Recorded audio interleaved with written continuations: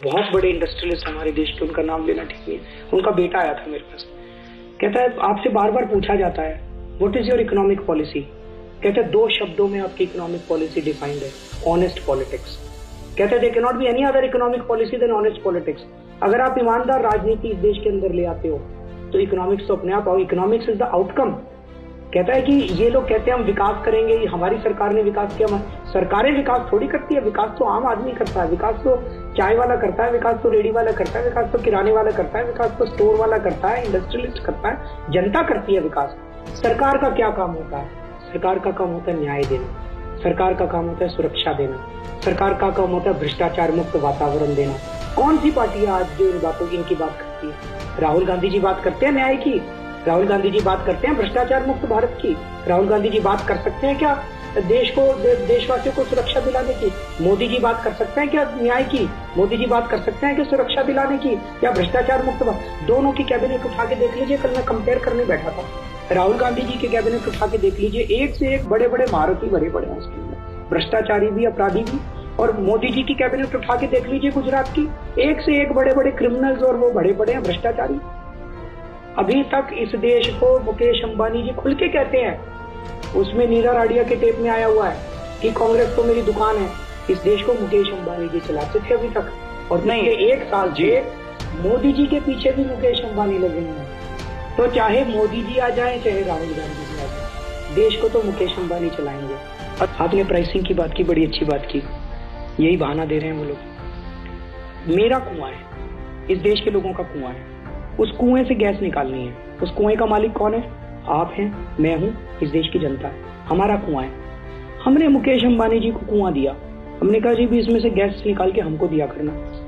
Gas निकालने का जो खर्चा है वो उन्होंने खुद ही कहा हुआ है, रिलायंस के डॉक्यूमेंट्स हैं हमारे पास जिसमें लिखा है गैस निकालने का खर्चा $1 से कम है, $1 प्रति यूनिट से कम है। लेकिन सरकार अभी उनको $4 दे रही है। $1 की चीज के भी 10% दे दो प्रॉफिट, 20% दे दो, लूटोगे क्या देश को? $2 दे दो, $2.5 दे दो, $4 दे रही है और कह रहे हैं 1 अप्रैल से $8 देंगे। क्यों? वही कह रहे हैं जो अभी अभी आपने कहा, इंटरनेशनल प्राइस इतना है।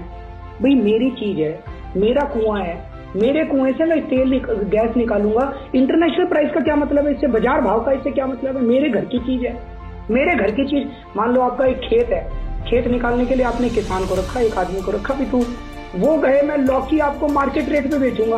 अरे लौकी तो आपकी है जो उगी उसके अंदर, आपको वो कैसे मार्केट रेट पे बेच सकता है? अब ये कह रहे हैं इंटरनेशनल प्राइस तो जी $10 है, वो भी गलत है। अभी एक बहुत बड़े देश के अखबार में निकला था $2, $3, $4 है दूसरे देशों के अंदर। सबसे महंगी गैस हो जाएगी हमारे देश के अंदर $8 के ऊपर। और वो छोड़ो, इसका देश की उसमें अर्थव्यवस्था पे क्या असर पड़ेगा?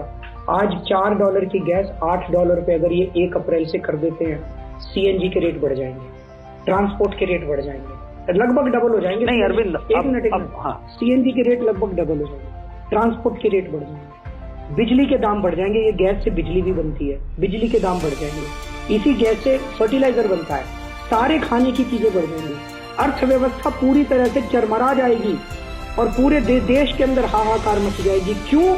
एक आदमी को फायदा पहुंचाना है।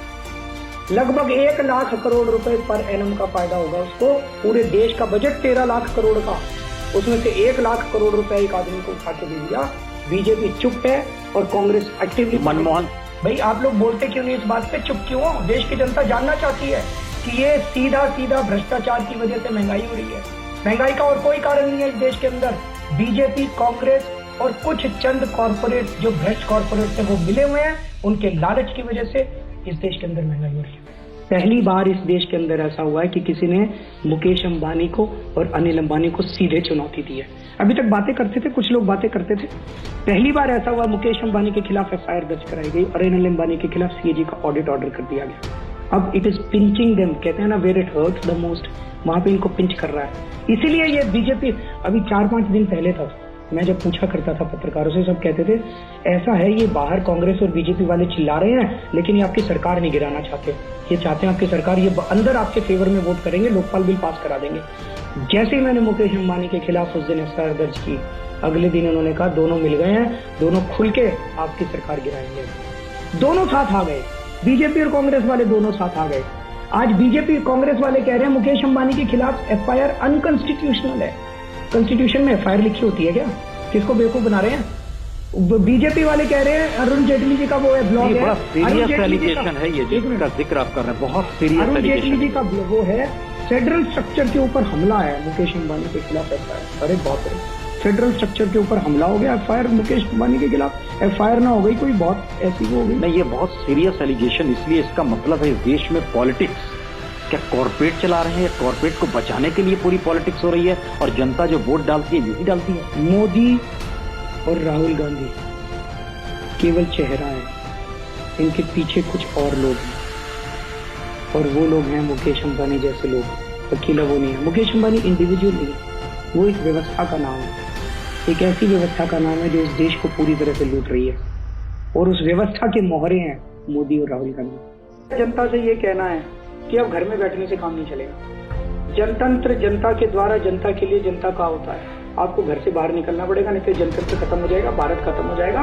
भगवान ने, अल्लाह ने, वाहिगुरु ने, हमको कुदरत ने एक मौका दिया है जब सारा देश इकट्ठा होता जा रहा है। इस बार बाहर निकलो और इस बार ये बीजेपी और कांग्रेस नाम की जो व्यवस्था बन गई है जिसको मुकेश अंबानी चला रहा है, इसको हमें ध्वस्त करके और हमें ईमानदार सरकार बनानी है, ईमानदार राजनीति इस देश में कायम करनी है। तभी आपके बच्चे और आपके हमारा भविष्य कितने भारत ही नहीं बचेगा।